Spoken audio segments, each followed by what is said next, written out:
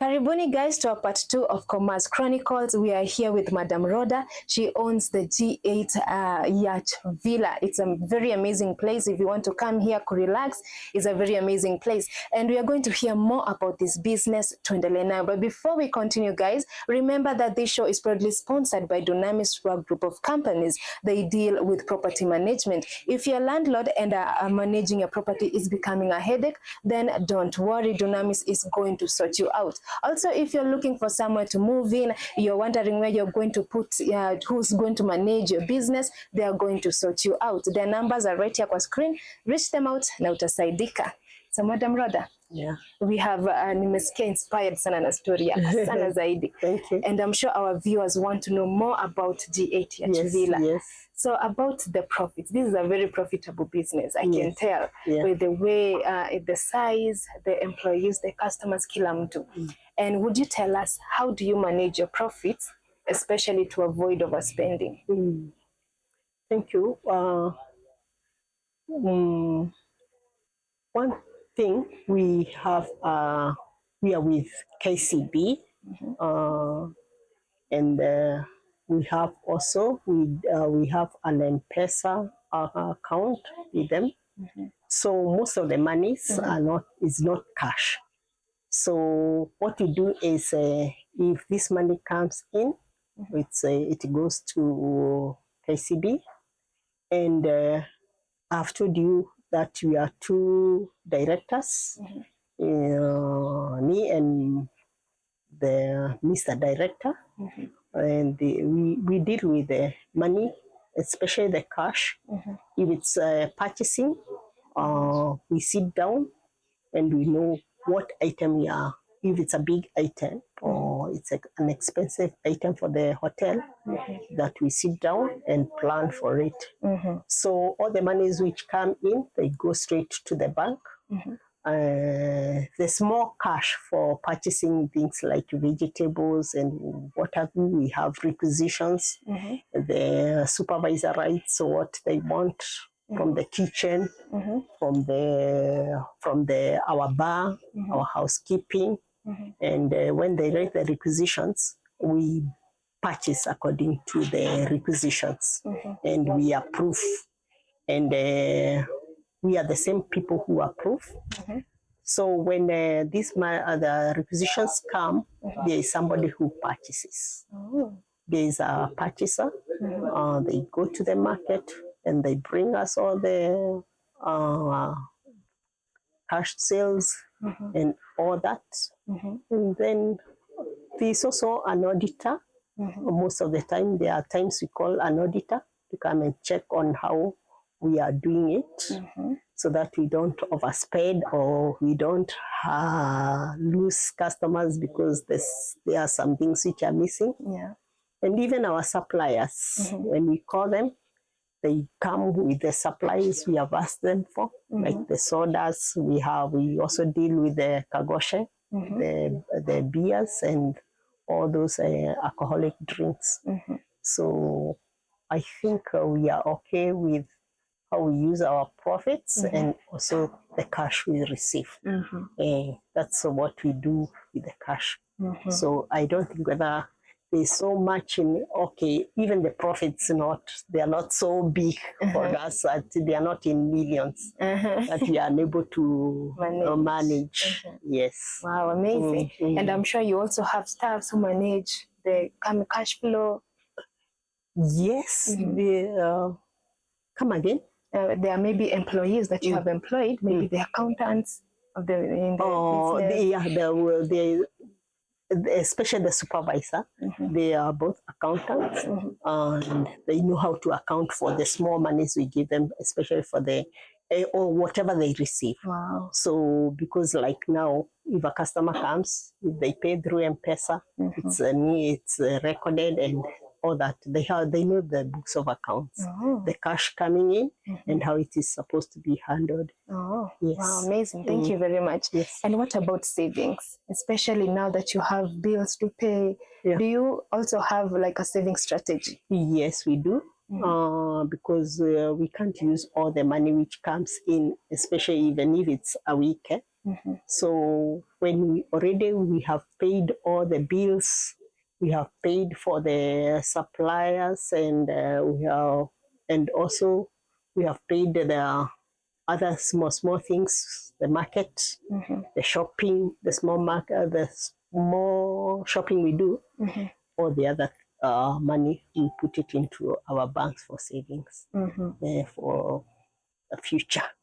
Yes. And you've mentioned that you are a lecturer. Yes. And was it at Jeremiah Nyaga Technical Institute? And now it is a polytechnic, National Polytechnic. Yeah. Wow. Yeah. And you take the students who are there, you bring them here for employment. Yes. What made you have that idea that you can employ even the students that you're teaching? Definitely, as a lecturer, you don't teach any. You have to know who are your products. Yeah. You produce somebody, a human being, and they also need to be employed. So that's why most of the time, even I take people, my employees are from Jeremiah Nyaga Technical Institute, and there's also the Able College where we have a rapport with them.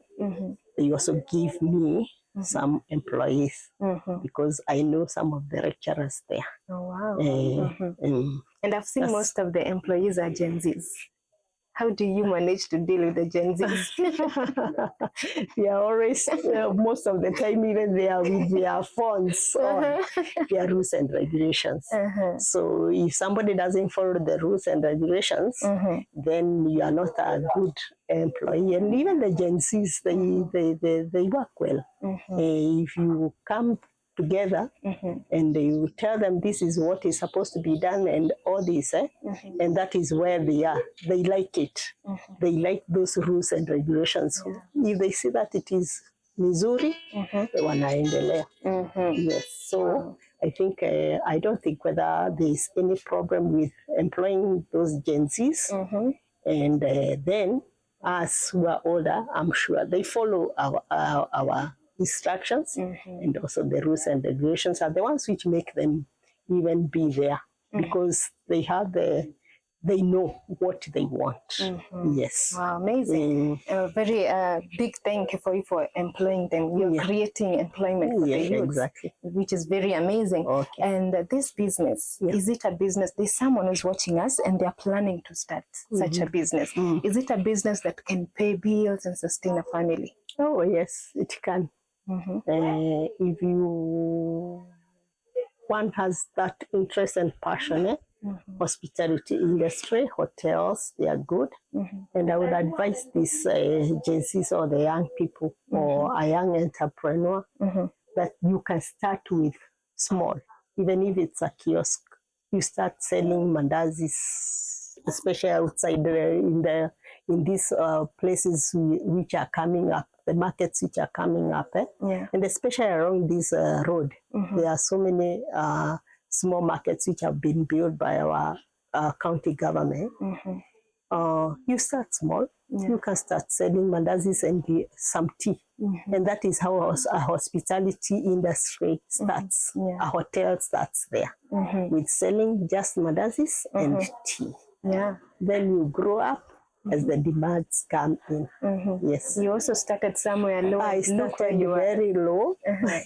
I've told you I started with some outside catering. I was getting some women, and we would come and cook for a group, and they would give us that money. That's how I started. But now the demand came in. There's a big hotel which has come up somewhere in Moraro.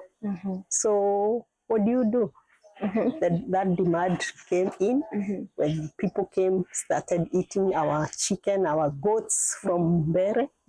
They found that it was good. I had started and I'm continuing. We are having a place to roast nyama choma. We are starting a nyama choma somewhere.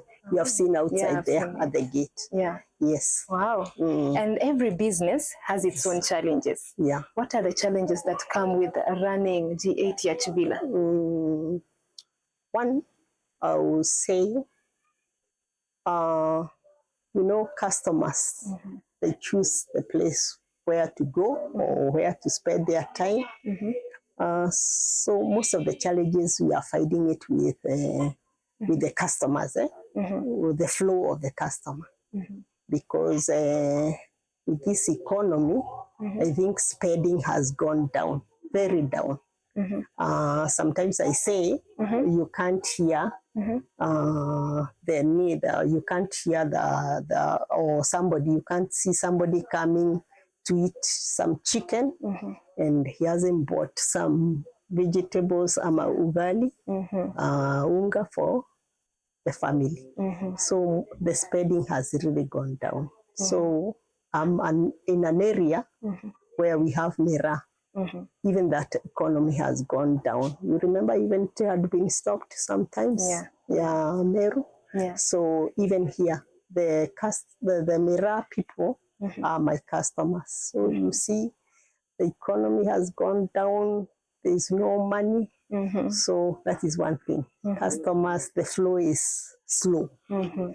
Then I also have a problem with these Gen Zs you are talking about. They are really interested in, I think, working. I don't know what has happened to this group. I think they don't want to work or whatever. We have a problem with these people.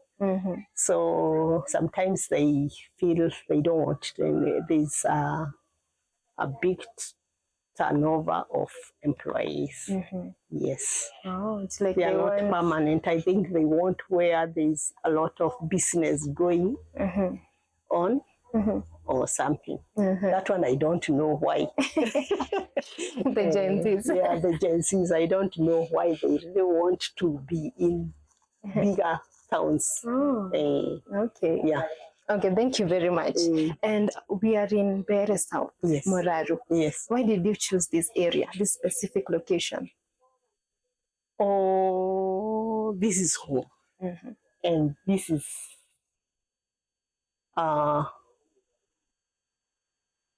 place where I'm the one, I'm at home. And so I decided, I have told you from the beginning, I changed this from farming to commercial to a hotel because it's at home. And because of the passion I had, I said, I don't want to farm. Let me go back to my profession. And that is when I started this. It is along the road also. I found that it will work, and it has worked for me.